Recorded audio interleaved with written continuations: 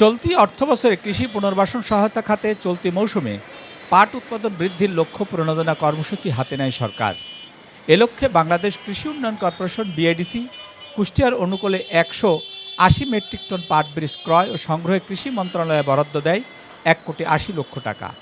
যদিও কুষ্টিয়া জোনের সংশ্লিষ্ট পাট বীজ বিভাগের দাবি তারা এবছর 283 মেট্রিক টন পাট বীজ সংগ্রহ করেছেন এবং সেগুলি দেশের বিভিন্ন জেলায় সরবরাহ করেছেন।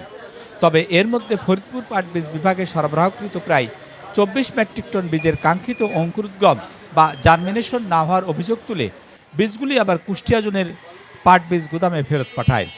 বিএডিসির পাট বীজ বিভাগের এসব বীজের মান নিয়ে সরজমিন অনুসন্ধানে এসব বীজ ক্রয়, সংগ্রহ, প্রক্রিয়াকরণ ও বিপণনে নানা অনিয়মসহ ভেজালের তথ্য উঠে আসে। যদিও সংশ্লিষ্ট পাট বীজ বিভাগের উপপরিচালক অভিযোগ অস্বীকার করেন এবং বিষয়টি ঊর্ধ্বতন কর্তৃপক্ষ ডিল করেছেন বলে দাবি করেন। তবে সুশীল সমাজের প্রতিনিধি ও সংশ্লিষ্ট কর্মকর্তাদের মতামত ভিন্ন। সরকারের যে উদ্দেশ্য সেই উদ্দেশ্য বাস্তবায়ন হচ্ছে না। এখানে সরকারের বিআইডিসি যে বীজ উৎপাদন, সংরক্ষণ এবং বিপণনের যে দায়িত্ব দেওয়া হয়েছে এই সংস্থাটাকে, তারা মারাত্মকভাবে ক্ষতিগ্রস্ত করছে। তারা এই বীজ সঠিকভাবে উৎপাদন করা এবং সঠিকভাবে সংরক্ষণ করা, কৃষকদের হাতে পৌঁছে দেওয়ার ক্ষেত্রে ব্যত্যয় ঘটাচ্ছে। এনারাও তো হয়তো বা কোনো কৃষকের কাছ থেকে বীজ সংগ্রহ করে তারপরে এটা মার্কেটে দেয়। মার্কেট মানে কৃষকদেরকে দেয়, সেটাই তো আমরা জানি। কিন্তু হয়তো বা কোনো প্রবলেম হয়েছে, এই কারণেই হয়তো বা ক্ষতিগ্রস্ত হচ্ছে।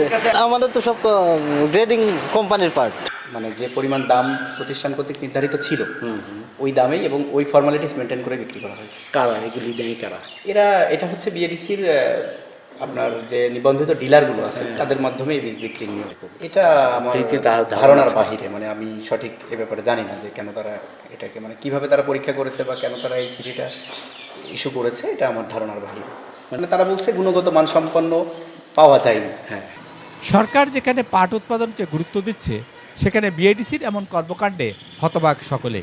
খুব দ্রুত দোষীদের বিরুদ্ধে প্রয়োজনীয় ব্যবস্থা করার দাবি সচেতন মহলের।